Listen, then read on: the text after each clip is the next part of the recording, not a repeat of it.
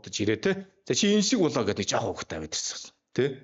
Нэг жоох хөвгт. Одоо тэр нь одоо манай Эстер шиг ч юм уу эсвэл арай нэг том гэрэлт шиг хөвгт байсан баг те. Тэгээ дуудаад Есүс хүүхдийг дуудангууд хүүхэд гүгээд ирсэн тухай энэ бас гарч байгаа те. Тэнгүүд тэр хүүхдийг жишээд Есүс та нар энэнтэй болохгүй л бол яасан? Тэнгэрийн хаанчлалд яавч орохгүй гэж хэлсэн. Тэнгүүд агуу болох талаар асуугаад байгаа шүү дээ уг нь.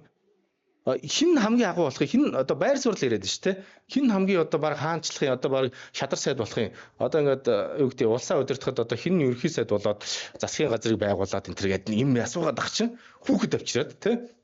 Энэ шиг болохгүй бол тэнгэрийн хаанчлалд орохгүй гэдэг аахгүй. Тэнгүүд гайхаж. Ямар учиртай юм бэ? Энийг судлаад үзсэн чинь ингэж байна. Тэнгэрийн хаанчлалд орно гэдэг бол хамгийн агуу нь гинэ. Библиэлд нэгэнтээ тэгж хэлсэн байна Есүс. Йохан баптист гэж мэдэн шүү дээ. Одоо нөгөө цөлд зүгийн бол царцаа эдээс амьдарч ирсэн тий. Эзний замыг шулуутгаж ирсэн тий. Хүн байсан. Тэр ихийн хэвлэгээс төрөхсдөөс хамгийн агуу гэж байгаа юм. Бүх иш үзүүлэгчдээс хамгийн агуу. Тэгсэн чинь Есүс Христ дараас нь юу гэж хэлсэн гэхээр Тэнгэрийн хаанчлалын хамгийн өчүүхэн нь Йоханоос агуу юм гэж хэлсэн байгаа юм.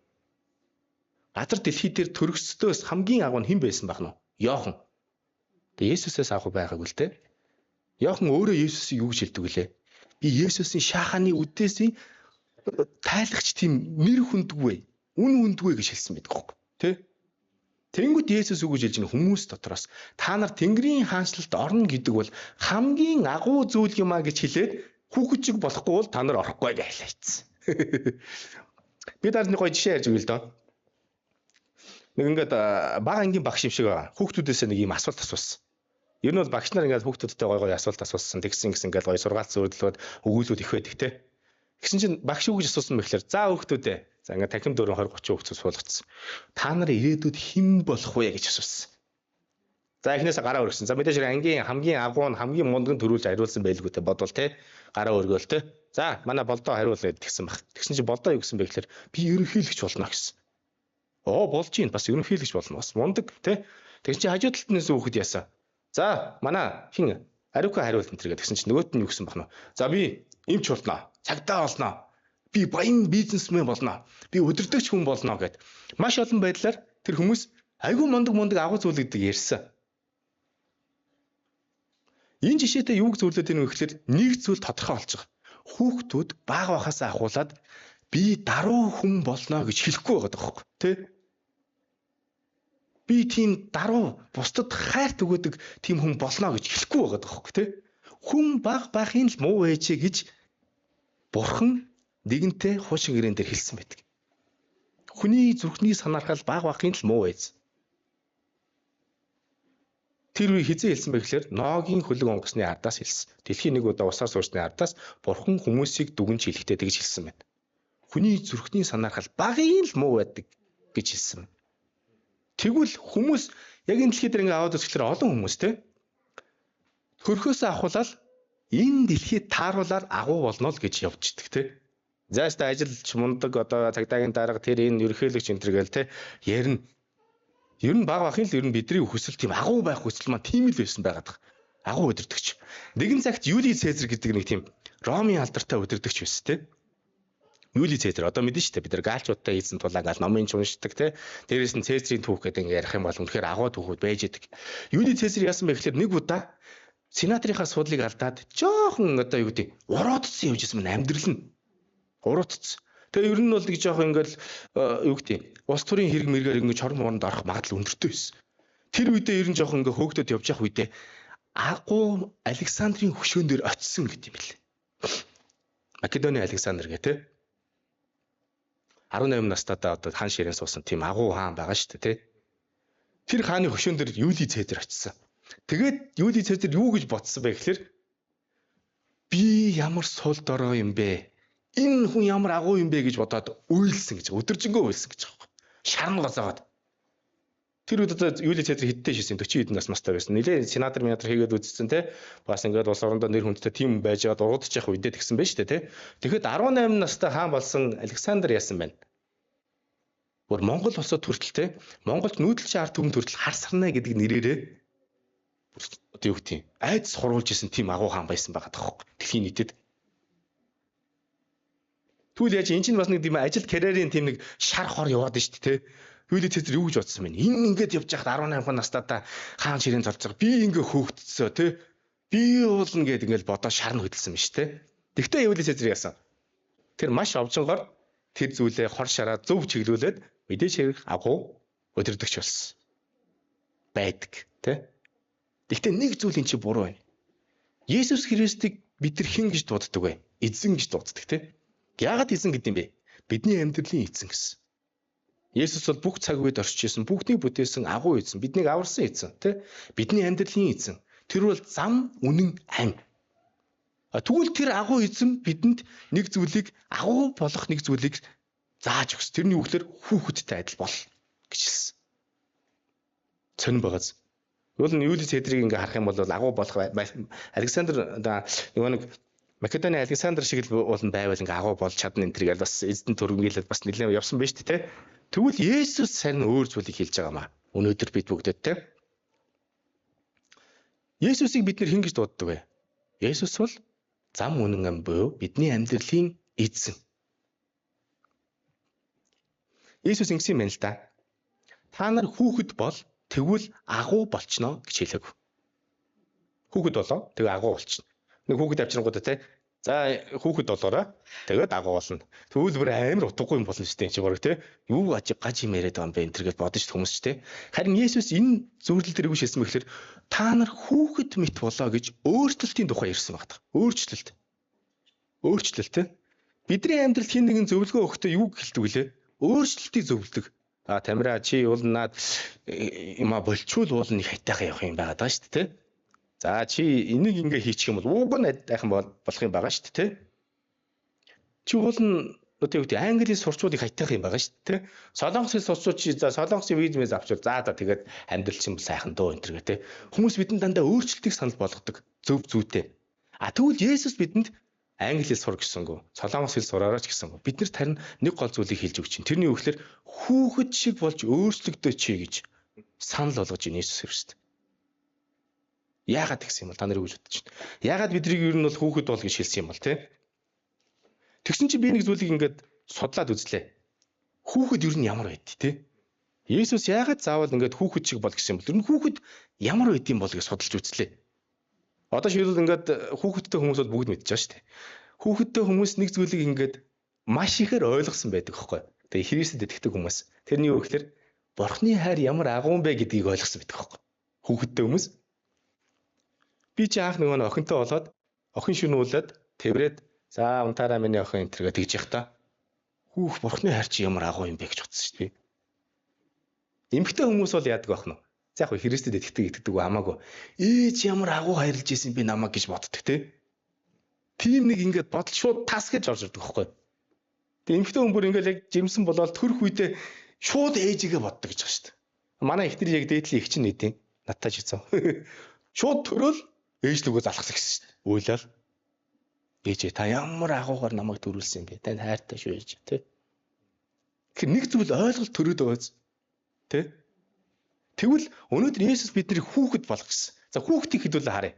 Хүүхдэд ямар хэв шинж чанар байна. Бид нар хүүхдтэй адилхан болох юм байна. Өөрчлөгдөхгүй бол яасан? Тэнгэрийн хаанчлалд орохгүй. Энэ чинь бүр амар сериосны яриа биш юм уу? Тэ? Тэнгэрийн хаанчлалд орохгүй гэж хүүхэд болохгүй бол тэ? Хүүхэд болохгүй бид нар одоо асуудалтай гэж шүү дээ, тэ? Одоо та нар ингэ гадагшаа ингэ гараад үзээрэй. Битүү том хүмүүс. Тэр нь юу гэсэн үг вэ? Би өөрийнхөө амьдралыг өөрөө мэдчихнэ. За чи архаа болчихж байгаа тэрнгөө те. Би мэд чи хин бэ энэ төргээд барыг эцэг ихтэй тэгж хэлчих хүмүүс те. Чи наад веб мэд татаад имижтэй ахын дөө энэ төргээд чи хин бэ? Миний амьдралыг заадаг. Чи миний эцгүү энэ төргээд дүүнер ч барьж авч зодох гээд би ч одоо барыг зөвийн тал зогссон биш зодуулах юм байна гэж явсан шүү дээ. Тэ. Тэгэхээр хүмүүс яаж ийн? Өөрсдөө том гэж бодоод байна. Агуу гэж бодоод байна цаан чи те. Би бол хов хүн, би бол өстө дээр надад хинч хамааралтай хэрэггүй. Бараг өөрийнхөө амьдралыг би бараг өөрийгөө унтуулаад өөрөө өглөө босч ирээс ирээд байгаа юм шүү тэр хүн. Бараг тэгээд байгаа юм шүү. Өөрөө бараг ингээ ажиллаад юм илж олж аваад машин тэрэг унаад яваад байгаа юм шиг л шүү дээ. Харин тэгж бодоод энэ хүмүүс. Энэ бодол хэний бодол байгаад байна? Томчуудын бодол байгаад байгаа байхгүй юу? Харин тэгвэл хүүхэд дөрөв хэв шанцтай байд юм байна. Шинжтэй. Дөрвөн чанартай байд юм хүүхэд. Энэ дөрвөн чанар хүүхдэд бүр гүн гүнзгийгээр агуулгдсан байт юм. Ямар дөрвөн чанар гэж бодож байна та нар маань? Хамгийн нэгдүгээрт нь хүүхэд даруухан зантай байдаг юм. Хамгийн нэгдүгээрт нь хүүхэд даруй байдалтай. Юу нэг та нар бодоод 5 6 настай хүүхэд эцэг ихтэй өнгөрөө явж ирснийг та нар харсан уу? Тэ? Даруухан л байдаг үстэй. Даруй байдал юугаар илэрдэг вэ? Ерөөсөө өөрийгөө том болсон гэж боддоггүй байна хүүхэд. Хамгийн нэгдүгээрт нь даруй байдаг. Тэрэн дотроо дахиад нэгдүгээрт нь хүүхэд өөрийгөө том болсон гэж боддоггүй. Дандаа ээж явж чухал байдаг. Нэг юм судалгаа байдаг л да. Хүүхэд ер нь 10 нас хүрэхээс өмнө ээж явал маш чухал байдаг гэж байна. Юунаас ч илүү. Ээж аав нь гадагшаа гарах гэвэл ээж аав хайчих чаана гэж дандаа асууна хүүхэд. Яагаад гэж асуудаг вэ гэхээр чухал. Ээж аав байхгүй бол амьдрал байхгүй, утга учир байхгүй. Тэр чинь би том болоогүй. Би яах юм бэ гэж боддог хүүхэд дандаа тэгж боддог. Өчтөр би нөгөө нэг болор пастрынхаа гэрчлэлийг хийлээ. Тэгээ болор пастрын чинь дөнгөж 10 нас хүрч яхад нь ээж аав нь солонгос явсан юм билээ шүү дээ. Тэгээд уул нь ээж аав нь бол хаяад яваагүй манай хүнийг. Ерөөсөө хогийн цаг дээр хайж явсан юм ойлголт ерөөсөө байхгүй. Зүгээр л ээж аав нь ажил хийж амьдралаа дэвшлүүлэх гээд явсан. Тэ? Тэгэхэд манай хүний дотор юу бодогдсон? Намайг хайчлаа та гэж бодогдсон гэж байгаа юм.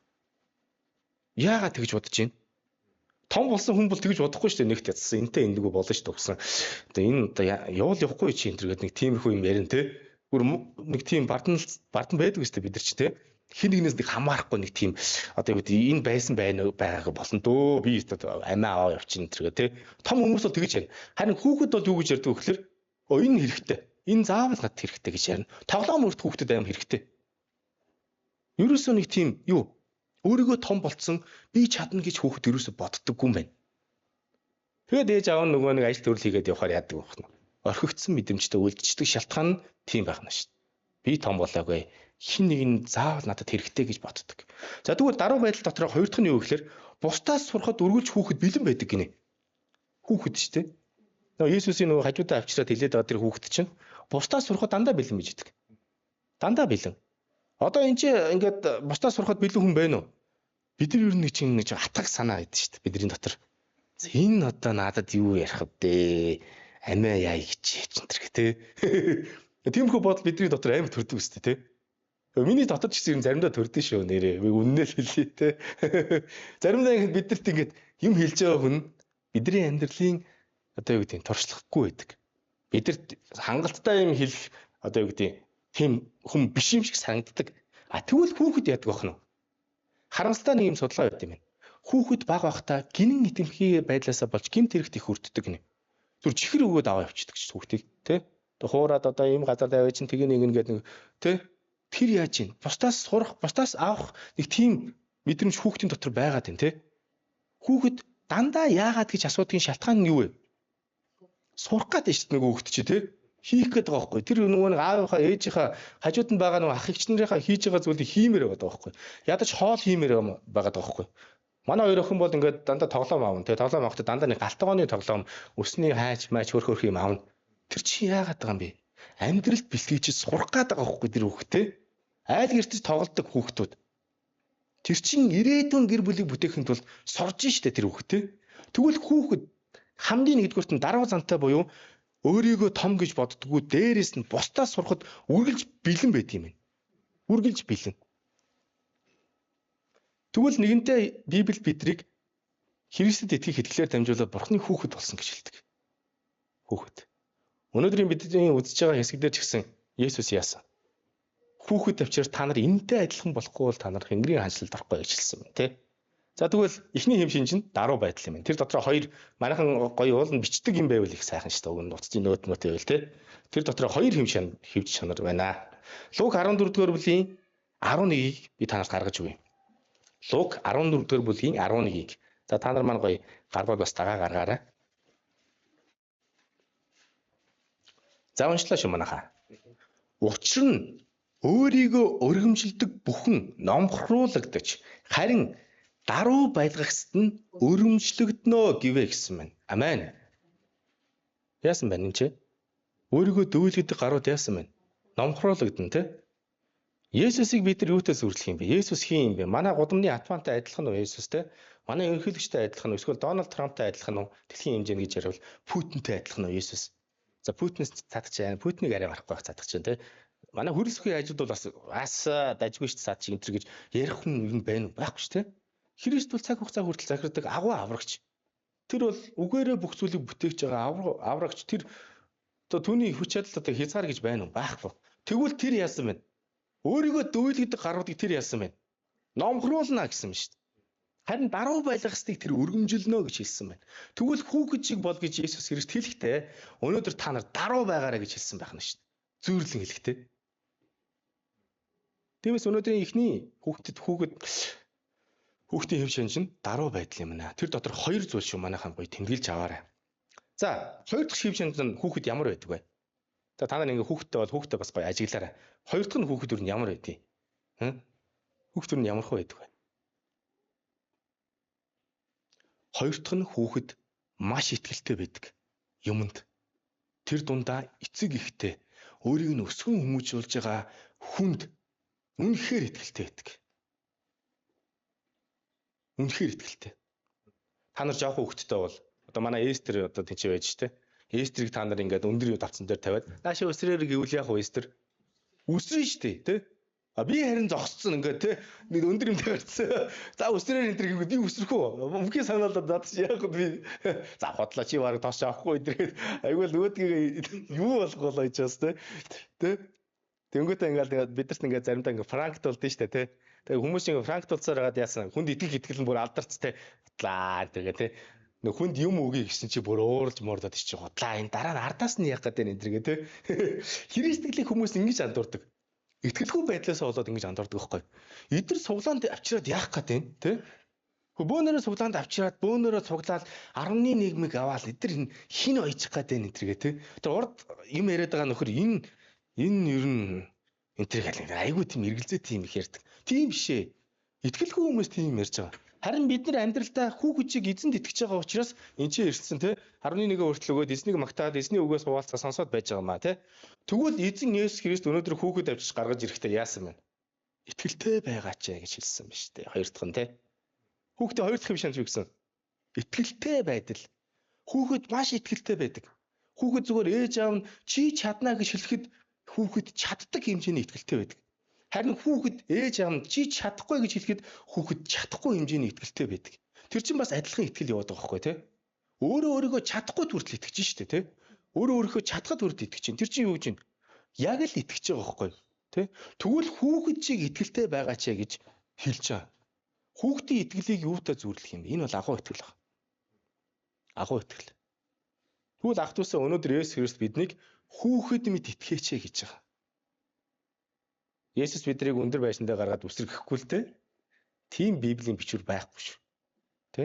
Есүс харин бид нар гим нүгэлгүй амьдраарай гэж хэлдэг шүү. Есүс бид нар харийг бусдыг уучлаарай гэж хэлдэг. Тэ? Есүс бид нар харин яд бидэрт үгж хэлдэг лээ. Баруун хасраши алгадвал сүүнээ тавьж өгөөрэй гэж хэлдэг. Тэ? Бид нар энэ хүүхэд мэд итгэдэг байх хэрэгтэй. Агуу итгэлтэй байх хэрэгтэй. Есүс өөрийнхөө өмсөж зуух те хэрэглэх юм санаа зовоорой гэсэн үү? Үгүй, бити санаа зовоорой гэсэн. Тэгж хэлэхдээ бүр дээрээс нь үнэхээр гоё хэлсэн байдаг шүү дээ. Библиэлд те. Та нар ингээ талын цэцгсийг хараач ээ. Та нар тэнгэрийн шуудыг хараач ээ. Толгой дээрх ширхэг бүс чинь тоологдсон шүү дээ гэдэг ингээд маш гоё зүйрлэж хэлсэн байдаг шүү дээ. Есүс те. Та нарт бурхан санаа тавьдгийг шүү дээ гэж хэлсэн байдаг те. Тэгвэл бид нар итгэлтэй байх болох юм шиг хүүхэд чи те. Эзэн биднийг яаж алхуулж байна? Тэр тал руугаа бид нар эснийг дагаад алхахад л болох юм биш үү манайхаа. Тэгвэл хүүхдийн хоёр дахь юм шинж юу байх нь вэ? Итгэлтэй байдал байх нь шүү дээ. Амен. Хүүхэд мэд итгээрэй те. Тэг хүүхэд мэд итгэх нэг гин цайлгаа ингээл за тэг гэсэн юм чинь энтергээд ихгүй. Библийн хэлсэнд итгээрэй те. Библи хизээч хүнд муу юм зааж ирдэг. Би л овдлог амьдралдаа мэдэхгүй. Тэ? Библи хизээч бусдыг чи ингээрэй өшөөгөө аваарай гэж хэлдэггүй шүү те.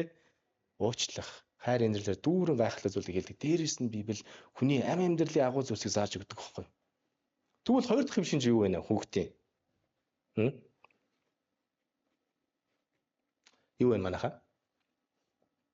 Итгэлтэй байдал нь шүү дээ хоёр дахь нь тий. За одоо гурав дахь руугаа би яг орох гэж шүү манайхаа. Гурав дахь руугаа орох гал явж шүү.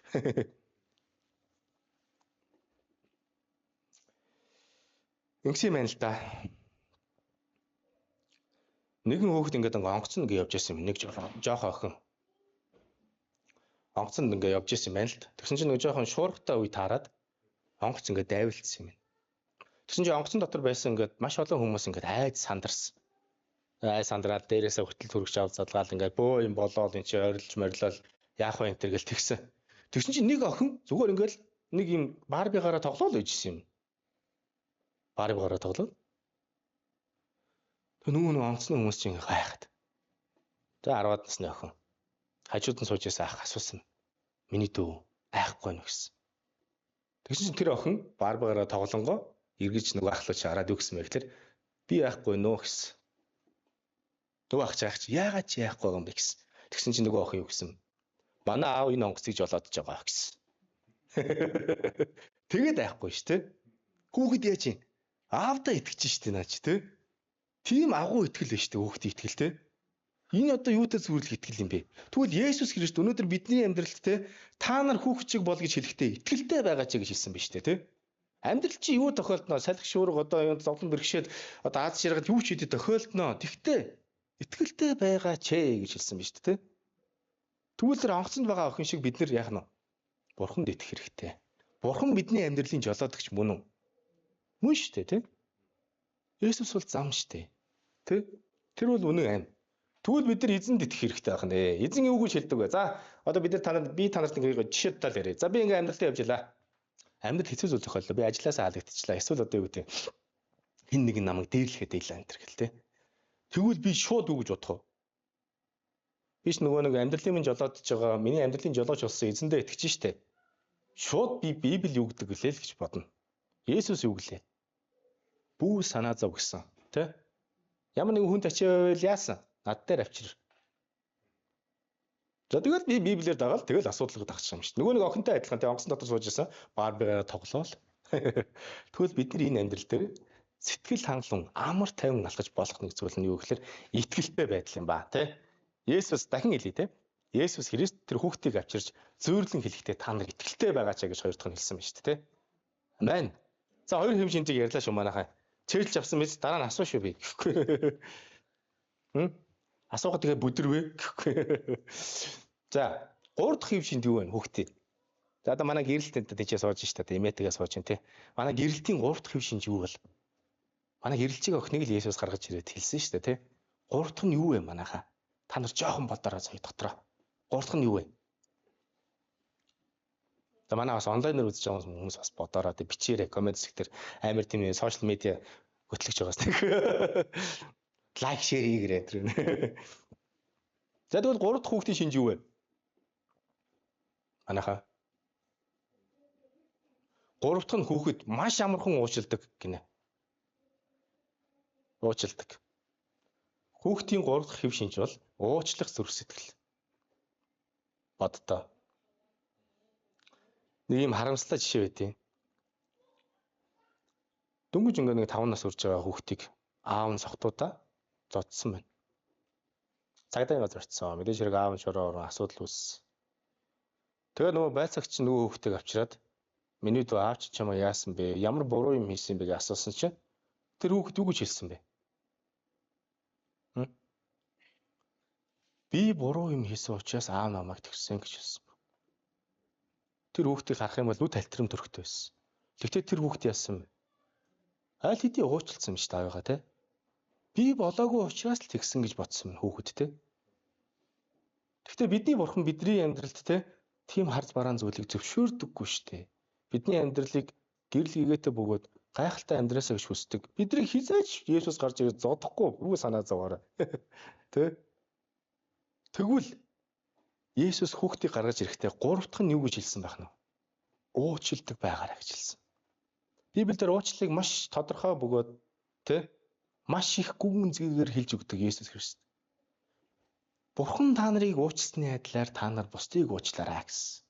Бүү шүү. Тэгвэл та нар шүүгдэхгүй гэж Матай 7:1 дээр хэлсэн мэт. Бид нар юусаа шүүлтийн өмнө очиод шүүгдэхгүй байх боломж байна. Тэр нь бүү шүү. Өөр хэлэн дээр нар бүгж ярга. Таны амьдрал хинч юу ч хийсэн байсан ч гэсэн та уучил гэж хэлдэг Библи тийм ээ. Яагаад вэ гэхлээр бидний агуу гим нүгэл уучдаг гэж агуу бурхан биднийг амь амьдралтай болгосон. Есүсийн уучлж чадахгүй гим нүгэл гэж байхгүй. Есүсийн өөрчилж чадахгүй хүн гэж байхгүй. Тиймээс яах нь? Есүс хүүхэд гаргаж ирж хэлэхдээ нэг зүйлийг бас тодорхой. Гуравдах нэг зүйлийг хэлсэн нь уучлаарай гэж хэлсэн. Уучлалдаг байгаарай гэж хэлсэн. Хоёр хүүхэд тоглож илаа. Тоглоомоо булаацлаа. 5 настай хоёр хүүхэдтэй. Нэгнийгээ түлхээд унгаачлаа. Өчтөр би нэг юм түүх ярьсан. Та нар яасан уу юу? Харсан уу юу те? Тэгсэн чинь 5 минутын дараа юу болсон бэл? Хоёр хүүхэд маргалдаа нэгнийгээ түлхээд унгаачих. 5 настай шүү дээ. 5 минутын дараа нөгөө хоёр чи инээлтсэн, тэрвэрлэлсэн тоглож исэн мэн. Өө тэгэл тоглоомоо за уучлаарай энэ тэргээ нөгөө хоёр ч өстой гоё тоглож. Бараг ингээл идэж уух юм хуваацлаад. Тэгсэн чинь хоёр залуу годмонд явж байгаад 30 настай хоёр залуу годмонд явж байгаа мөрөлдсөн байна. Тэг мөрөлдсөн биш нэгнийгээ те. Тэгсэн чи яасан? Нэгнийгээ зөхиод нөгөөх нь газар дээрээ багхгүй. Харамсалтай явдал. Энэ бол бодит үг. Бидний энэ амьдрал дээр том болсон гэж бодох үедээ яадаг вэ гэхээр бусдыг юусоо уучлдаггүй юм байлээ. Уучлахгүй. Өстө нэг энэ тэр өст хогийн гарыг бид тэрийг бол уучлахгүй энэ тэр нэг тим яриад очдөг те. Тим юм байхгүй ах төсөө. Өнөөдөр Есүс Христ хүүхдээ гаргаж иж хэлэхдээ нэг зүйлийг тодорхой хэлсэн. Уучлаарай гэж хэлсэн. Хүүхэд уучилдаг юм шүү. Та нар хүүхдийг ажиглаарай. Есүс яг хүүхдийг гаргаж ирэл хэлсэн шүү дээ. Уучилдаг шүү хүүхэд те. Тэгвэл биднийг юу гэлээ? Йохан 1:12 дээр Бурхны хүүхэд болсон гэсэн. Тэгвэл хүүхдийгээ эзэн үү гэж хүсэж байна. Уучилдаг байгаарай гэж хүсэж байгаа хэрэг. Амен. Хүүхэд 5 настай хүүхдүүд 5 минутын дотор эвлэрч чадчихад 30 настай 2 залуу 30 жил болоход эвлэрэхгүй шүү дээ цаанчаа. Одоо ингээд бүр ах トゥ ус хүртэл хоорондоо ярьж чадахгүй тохиолдол байна. Эгч トゥ ус хүртэл. Бүр төрсөн ээж хүү хоёр хүртэл хоорондоо ярихгүй шүү.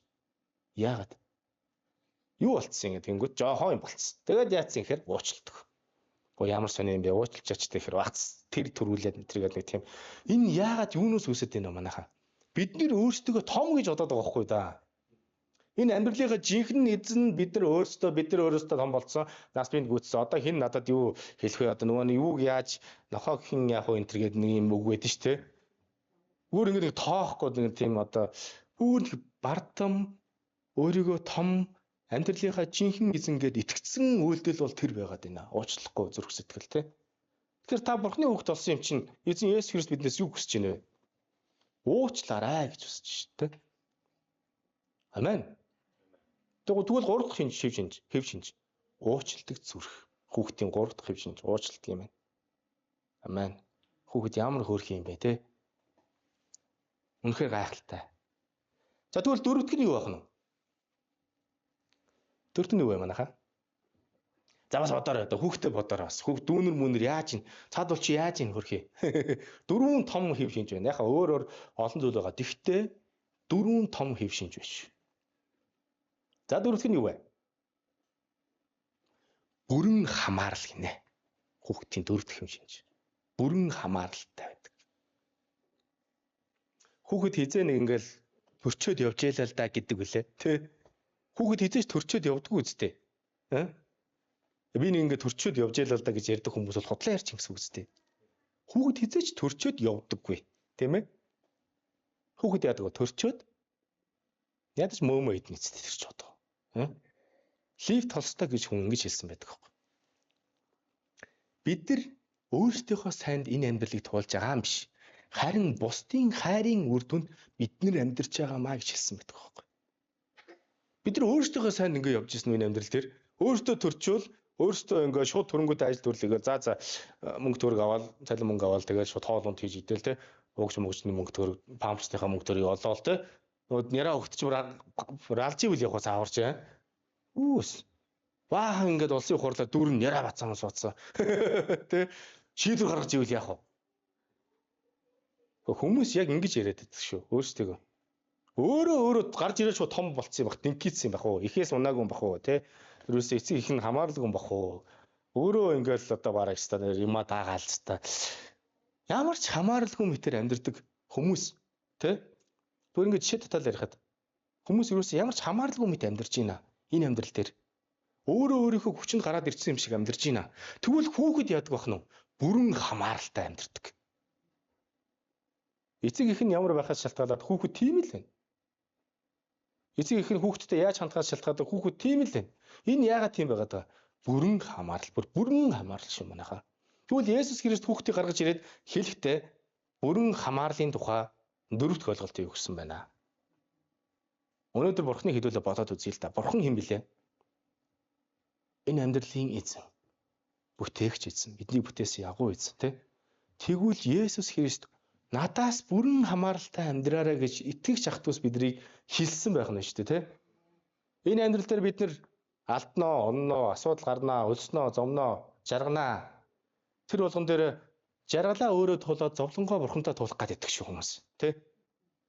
Зовонгуудаа ингээ хамааралтай ингээ намайг ивэгээч бурхан минь та намайг аваад таачтай энэ гэцүүлээд нь штэ та намайг имжлээч энэ төр гэдэг. Жаргаж яхаараа бурхан байхгүй тэгээд ямар ч хамаарал ахгүй ганцаараа болтгоцсон бүтээсэн амжилтанд хүрсэн те. Одоо юу гэдэг юм. За би болов би л та халаад өглөө амтрах тийм те. Тэр чинь ямар ч хамааралгүй болоод хамааралтай болоод нэг тийм орж гараад штэ те. Тийм үстэй. Тэрний оронд чинь юу гэж юм? Надаас бүрэн хамаараарай гэсэн. Эзэн юу гэдэг вүлээ гэж бид нар байнгын бодох ёстой. Есүс Христ юуг залаа гэж бид нар байнгын бодох ёстой. Паул иш нэгэнтээ хэлэхдээ би Есүсийг дөөрөөдөг учраас та нар намайг дөөрөө гараа гэж хэлсэн. Энэ чи Есүсийг дөөрөө гараа л гэсэн үг шүү дээ, тэ? Өөрийгөө голд нь авчулсан л байна. Гэхдээ Паул үнэхээр замаа сайн тусгасан, тэ? Амен. Тэгвэл бид нар эзнийг л дөөрэж түүнд хамааралтай амьдрах ёстой юм аа. Бид нар хамааралтай үгүй яаж битгий юм бэ манайхаа? Библийг та нар дагж гин үү? Есүсийг дөөрэж гин үү гэдэг чинь хамааралтай амьдрах байхгүй юу? Амьдрал байхгүй юу? Тэ? Тэгэхээр хүүхдийн дөрөвт хэв шинж юу байх нь манайхаа? Хамаарал. Тэгвэл хамаарал юуг бий болгодгийг та нар мэдхүү? Хамаарал юуг бий болгодгийг? Найдварыг бий болгодог. Найдварыг бий болгодог хамаарал. Бид нар ямар нэгэн зүйлд хамаарагдаж амьдрах үедээ найддаг байхгүй тэр зүйлдээ. Бид нар ямар нэгэн ажлыг хийхдээ тэр ажилдаа найддаг. Найдвар бий болж за цалин буунда тий энэ намайг өсгөндөө намайг хөгжүүлэндээ энэ гэсэн алсын хараа бодлого ирээдүйд тулгуурсан найдвар бидний амьдралд бий болж идэг. Бид нар хүнтэй суулаа за энэ маань намайг ингээд одоо айтайхан амьдрууландаа намайг хайрландаа энэ гэсэн найдвар байна тий. Тэгвэл хүүхдийн дөрөвт хэв шинж нь найдвар юм аа.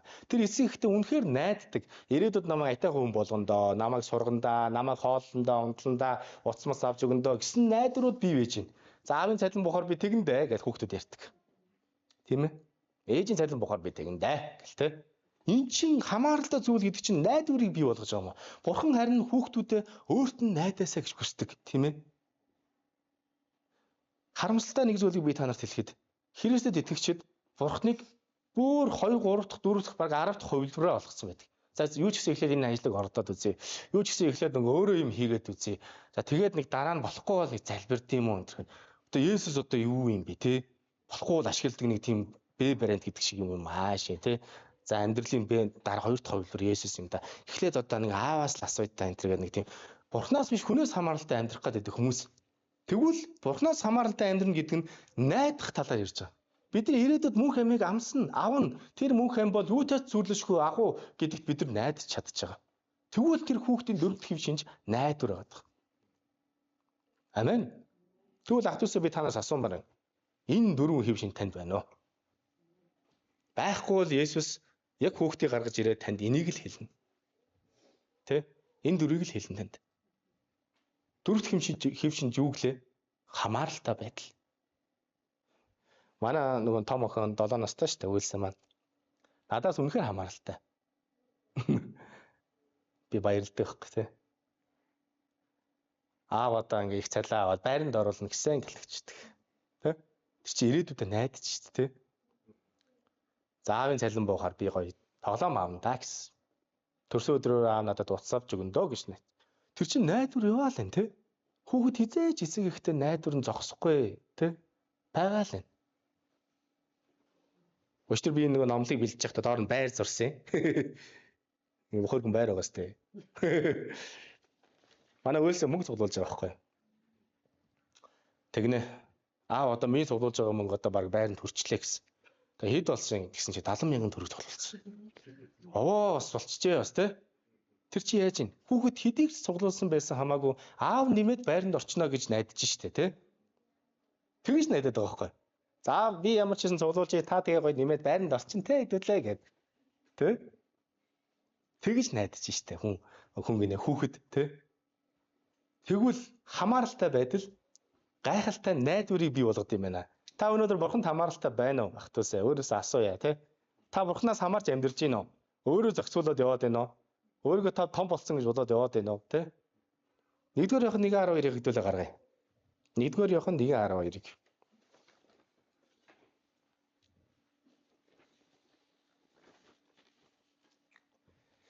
Гаргасан юм байна хаа. 1-р Иохан 1:12. 1-р биш ээ. Иохан 1:12 шүү манайхан. Sorry. Sorry ёо. Би том алдлаа. За Иохан 1:12.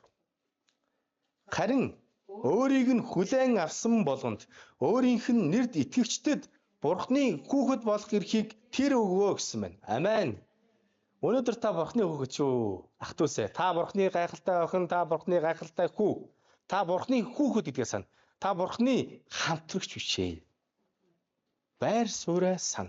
Та Бурхны хүүхэд. Хүүхэд шиг бай гэж Есүс хэлэхдээ өнөөдөр бидэнд 4 зүйлийг ойлгууллаа. Эцэст нь танд би хэлэхэд өнөөдөр та өөрийгөө нэг шалгаж өөрөөсөө асуугаарай, тэ? Ах トゥ усаа би бардан байна уу? Эсрэгээр нь, тэ? Би бардан байна уу? Бардан байдал бидрийг юу л хүргэх вэ? Сүрэл рүү хүргэн. Сүрлийн ихэнд бардан сан гэж хэлдэг, тэ? Тэгэд бардамыг яана гэсэн. Лук 14:11 дээр тэр бардамыг дарж тэр даруйг өндөр болгоно, босгоно гэж хэлсэн байдаг тийм. Бардамыг номхруулж даруйг босгоно гэж хэлж байгаа. Тэг дарах, доошоо хийх тийм. Тэгвэл өнөөдөр ах トゥ усаа танаас асуумаар байна. Та өнөөдөр бардан байна уу тийм? Та хүүхэд чигээр Бурханд итгэж найдаж чадчихэв үү? Та өнөөдөр Бурхны хүүхэд болж чадчихэв үү гэдгийг асуугаарай тийм. Та даруй байдлыг өөртөө өмсч чадчихэв үү тийм? Та ер нь хүүхэд шиг би Бурханд итгэж чадж байгаа юу? Тэ? Тэр онгоцсон сууж байгаа охиныг санаарай. Тэ? Бүхэл хүн найдваргүй болоод тэнцээ сандарж байгаа охин тоглоомоо тоглоод байж байгаа, тэ? Онгоцныг жолооч нь бол аав нь, тэ? Тэгвэл миний зүрх уучлах чадчихэв үү гэж та бас бодоорой. Тэ? Бусдыг та уучлах чадчихэв үү? Миний зүрх ер нь бусдыг уучлж байгаа юу? Та уучлаарай. Бурхны хүүхдүүд энэ дүрийг хийдэг юм аа. Би бүрэн Бурханаас хамаарж ийн үү гэж та бас бодоорой. Өнөөдөр би та нарт 4 зүйлийг хуваалцлаа хүүхдийн хэв шинжээс тийм. 1-р нь юу гэсэн? Даруй байдал. 2-р нь юу гэсэн? Итгэлтэй байдал. 3-р нь юу гэсэн? Уучладаг зүрх. 4-р нь юу гэсэн? Бурханаас бүрэн хамаарах байдал гэсэн. Амен. Өнөөдөр та энэ дөрвийг хэрэгжүүлээрэй. Яагаад вэ гэхээр та агуу Бурханы хүүхэд юм шүү. Та агуу Бурханы охин, та агуу Бурханы хүү юм аа. Тиймээс ах トゥ усаа уриалж чинь, дахин уриалж чинь. Эзнийхээ агуу замаар алхацгаая. Есүстийг амьдралынхаа жинхэнэ эзэн болгоод түүний хүүхэд болцгоё. Та Христэд итгэж байгаа юу? Амен. Би итгэж байгаа. Тэгвэл би Бурхны хүүхэд. Би эдрийг хэрэгжүүлнэ. Тиймээс ах トゥ усаа та бас эдрийг хэрэгжүүлээрэй. Та Бурхны хүүхэд болгоорой гэж уриалж байна. Тэгж чадах юм бол бид нар Тэнгэрийн хаанчлал буюу тэр агуу байдлыг өмсөж, тэр агуу байдал дотор орж, тэр агуу байдал дотор агуу байх болно. Амен. Энэ амьдрал дээр зүүрлэгддэг юу ч тэндээс агуу биш ээ. Энэ амьдрал дээр хүн төрөлхтнөөс хамгийн агуу нь Иохан гэж хэлсэн бол харин Тэнгэрийн хаанчлалын хамгийн дороо нэг нь Иоханоос агуу юм а гэж хэлэхдээ тэр юутай зөвлөшгүй агуу зүйлийг бидний амьдралд хэлсэн юм а. Бидний мөнх амьдрал юутай зөвлөшгүй, бидний бурхантай байх юутай зөвлөшгүй, бидний Христэлийн энэ амьдрал ч гэсэн юутай зөвлөшгүй юм ах トゥ усаа. Тэгэхээр та Бурхны хүүхэд болж өнөөдөр та энэ дүрийг хэрэгжүүлэн амьдраарай гэж хүсэж байна. Амен. За бүгдээрээ залбирцгаая. Гайхамшигтай Бурхан аваа таньда баярлалаа. Өнөөдөр эзэн минь таны өвөнд бид бүгд эзэн минь таны үгнээс сонслоо. Эзэн та бид бүгдийг өөрийн хүүхэд болгосонд баярлалаа. Бид эзэн минь танд итгэж чаддаг, танд найдаж чаддаг, таны агуу замаар эзэн минь алхаж чаддаг, танд бүрэн хамааралтай байж чаддаг, бусдыг уучлж чаддаг, эзэн минь таны хүүхэд байж чадхад та туслаач. Эзэн минь өнөөдөр энэ ч үзэж байгаа, сонсож байгаа хүн нүгээрийг таньда даатгая. Таны агуу замаар алхахдаа үргэлж эзэн минь та юу хэлсэн бэ? Эзэн Есүс юу хэлсэн бэ? Библи юу гэдэг вэ гэж алхаж чадхад та туслаач. Ирэх өдрүүдийг бас таньдаа даатах эзэм нь бидний амьдралыг өрөөж өгч, эзэм таны үгнээс эзэм баруун зүүн тийш хазаахгүйгээр алхаж чадхад та туслаарай. Өнөөдрийн бүх зүйлийг таньдаа даатгая. Есүсийн нэрээр. Амен.